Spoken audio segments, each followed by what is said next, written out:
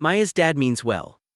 He always has. When she was growing up, he worked the same job for 22 years, bought a house in his early 30s, had a pension waiting for him when he retired, and never once carried a credit card balance he couldn't clear by the end of the month. He built something real, and because he loves his daughter, he tells her what worked for him. Stop eating out so much, put 10% away every paycheck, buy a house as soon as you can, don't throw money away on rent, work hard, be patient, it'll come together. Maya is sitting at her kitchen table right now, Wednesday night, cereal going cold beside her laptop, and she has done everything he said. She hasn't bought takeout in 6 weeks. She has the 10% going into savings automatically. She tracks every dollar on a spreadsheet that lives in a folder on her desktop called Getting It Together. She has $4,100 saved. A down payment on an average home in her city requires $87,000. And she's trying to figure out if she's doing something wrong or if something else is going on that nobody has explained to her yet. That's exactly where we're going. Here's the thing about the advice your parents gave you. It wasn't wrong. That's the part that makes this confusing. The advice wasn't bad, it was accurate, it was time-tested, and it genuinely worked for the people who gave it to you. They're not making it up. They're not out of touch in the way people dismiss older generations as out of touch. They built lives, real ones, the advice carried them. The problem isn't the advice. The problem is that the economy the advice was written for no longer exists, and nobody announced when it stopped. I want to show you something specific, and I want you to hold on to this because we're going to come back to it. In 1975, the median American home cost 2.4 times the median annual household income. 2.5 years of your life, essentially, and you could buy a house. That was the math your parents or grandparents were working with when someone older told them just save up and buy. In 2024, that same ratio, median home price to median household income, is 6.8. Not 2.4, 6.8. We'll come back to what that number actually means for a real human life in a few minutes, but hold it. Now here is where it gets strange. Because your parents were right. And the math says they were wrong. Both of those things are true simultaneously, and that contradiction is the entire reason we're here, so stay with me. The advice, save, spend less than you earn, invest consistently, buy real assets, is not flawed advice. Every financial principle inside it still holds. The people telling you that advice are not lying or confused, they followed it, it worked. But there's something that happened to the economic substrate underneath that advice, quietly, over about 30 years, that changed what the advice actually produces when you follow it. Same actions, different outputs, and no one sent a memo. I want to describe this thing. I'm not going to name it just yet. I want you to understand what it looks like first, because if I name it up front, you'll think you've already heard this. You probably haven't heard it framed this way. Imagine a ladder. Your parents were told, climb the ladder, rung by rung, steady job first, save, then the starter home, then the bigger home, then retirement. Each rung builds equity, financial, social, psychological. It works because each rung is reachable from the one below it. The gap between rungs is proportionate to a life. Now imagine someone, over the course of 30 years, slowly stretched the ladder. They didn't remove any rungs, the ladder still looks the same from a distance. The advice, climb the ladder, is still technically accurate, the rungs are all still there. But the distance between them has doubled. And the people at the bottom are looking up and wondering why everyone else seems to be climbing fine, why the advice sounds right, why they're doing everything they were told and still can't seem to reach the next rung. That's not a mindset problem, that's a geometry problem. Let's put real numbers on this, because this is the part that matters. In 1985, a 30-year-old earning the median wage and following conventional wisdom, save 10%, live modestly, buy when you're ready, could reasonably expect to purchase a median-priced home within 4 to 6 years of serious saving. That's not nostalgia, that's arithmetic. Median home price in 1985, around $82,000. Median household income, around $23,600. You needed roughly 20% down, call it $16,400. At a 10% savings rate on that income, you're talking about roughly 7 years to a down payment. Doable, human-scaled, the advice fit the math. Run the same formula today.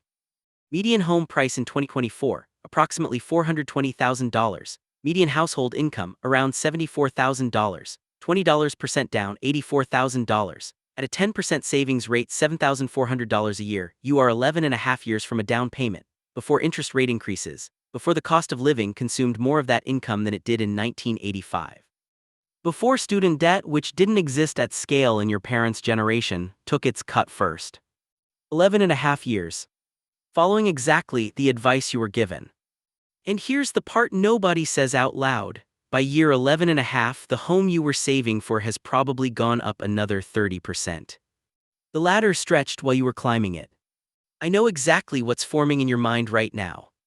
You're thinking, okay, but wages went up too. You can't just compare raw numbers across 40 years without adjusting for inflation.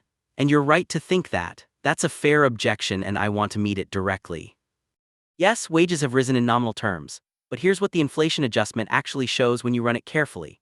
Real wages, adjusted for purchasing power, have increased roughly 15% since 1979 for the median worker. That sounds okay until you learn that real home prices have increased over 150% in the same period. Real rental costs have outpaced real wage growth every single decade since the 1980s. Healthcare costs have risen at roughly 3 to 4 times the rate of general inflation. And higher education, the thing that was supposed to unlock the better wages, has increased in cost by over 1,200% since 1980, compared to about 236% for general inflation. The math was not adjusted along with the cost of everything. The advice was not updated. The gap between what the advice produces and what the economy now costs is real, measurable, and this is the thing, not your fault.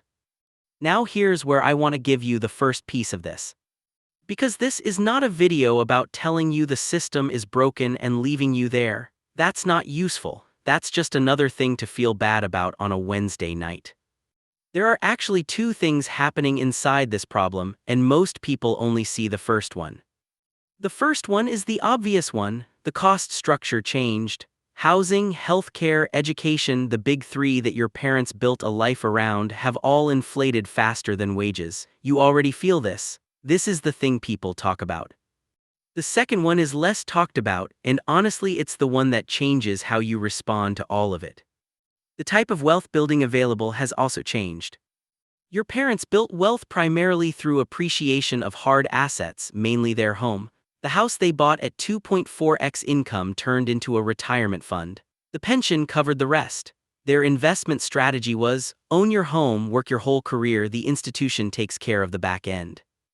That model is largely gone. The pension is gone for most people. The home as primary wealth vehicle requires a 6.8x income entry price. The back end is not being taken care of. But the replacement for that model, equity investing, index funds, compound growth, has never been more accessible or more powerful than it is right now.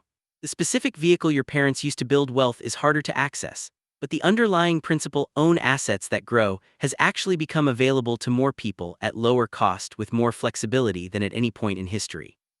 This doesn't fix the housing problem, it doesn't make the ladder shorter, but it means the advice needs an update, not an obituary. The fact that you got this far in this video already tells you something about yourself. You're not here to be made to feel bad, you're here because you want to actually understand what's happening. That's already different. There's a lot more to unpack, and it goes deeper than this. Let's go back to Maya for a second. Because there's something important in her story that I want to name. She's been told the problem is her spending. Stop eating out. Cut the subscriptions, make your own coffee, and look, I'm not going to tell you those things don't matter at all. Small spending optimizations have a place in any real financial plan. But here's what the math actually shows. If Maya cut every discretionary expense she has, every coffee, every dinner, every streaming service, and redirected that money to savings, it would add approximately $300 to $400 a month to her savings rate. Meaningful, real. But against an $87,000 down payment gap, it shifts her timeline from 11 and a half years to about 9 years. The advice that sounds like the solution is a rounding error on the actual problem. And I want to be precise about something here. That's not an excuse to stop caring about spending. It's a reason to stop believing that optimizing your latte is the thing that will change your life. It won't. What changes lives at this scale is a different category of decision, income, assets, equity, positioning, not the absence of a latte. The avocado toast discourse is, I'll be direct about it, a class narrative dressed up as a budgeting tip. The numbers don't support it. Now let me name the thing I've been describing. The quiet reshaping of the economy underneath advice that stayed the same. There's a phrase economists use for part of it: the structural divergence between asset price inflation and wage inflation. Which means, the things you need to buy to build wealth went up much faster than the income you use to buy them. But there's a second layer to it that doesn't have a clean academic name. I'd call it advice lag. The people who raised you built wealth in a specific economic environment. They developed intuitions, heuristics, rules of thumb, and then they passed those down the way every generation does. The transmission of that advice is an act of love. It's what parents do, but advice travels faster than economic reality updates. And by the time the environment underneath the advice has materially changed, the advice is already embedded in parenting, in cultural expectation, in the stories we tell each other about how this is supposed to work. Advice lag. Your parents aren't wrong, the advice is running on an outdated map. So what does an updated map actually look like? Not a complete reinvention, not a rejection of everything they taught you. The core principles: spend less than you earn, invest consistently, build assets, don't carry high-interest debt, all of that survives. The principles are fine. What changes is the specific application. The home as primary wealth vehicle for people under 40 in high-cost cities is in many cases no longer the fastest path to net worth growth. The numbers in specific markets show that an equivalent monthly payment going into a diversified index fund instead of a mortgage actually produces a higher net worth position over 20 years in a significant number of American cities, once you account for maintenance costs, property taxes, and transaction friction. That's not ideological, that's math. And it's math your parents' generation never had to run because the entry price was different. The updated version of the advice sounds like this. Own assets. It doesn't have to be a house first. Build income, then diversify where the ownership goes. Stop optimizing your coffee and start optimizing your income.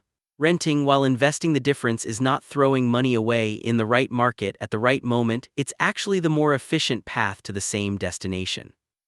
And please stop performing the struggle. The social pressure to look like you're on track, the right apartment, the right car, the visible markers of the expected timeline costs more than the lattes. A lot more. In some cases, it costs a decade. Let's bring it back to where we started.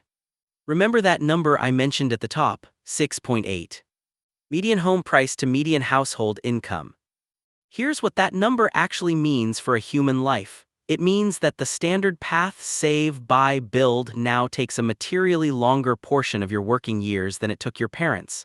Not because you're worse at money, not because you're undisciplined, because the ratio changed and the advice didn't.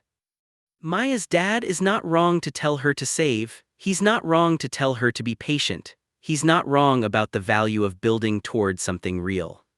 He just doesn't know that the map he's handing her was printed in a different decade. He built his life with it, of course he'd give it to her. The job now, your job, if you choose to take it, is to understand which parts of that map still reflect the actual terrain and which parts need to be redrawn. That's not disrespect, that's updating the inheritance. And once you see it framed that way, once you separate the principles from the applications, once you stop blaming yourself for math that was never in your favor, something shifts. Not everything, the ladder is still stretched, the numbers are still hard, none of this gets fixed by a YouTube video on a Wednesday night. But you stop looking at your $4,100 in savings and thinking you're failing. You start looking at it like the beginning of a different strategy. That's not a small thing. The financial world is full of advice that was right once, delivered by people who love you, that no longer maps cleanly onto the economy you actually live in. We're going to keep pulling that apart, not to make you cynical but to make you precise. There's a difference. If you want to stay in that conversation, the actual numbers, the actual psychology, the actual picture, you know where to find it. What you do with the map is up to you.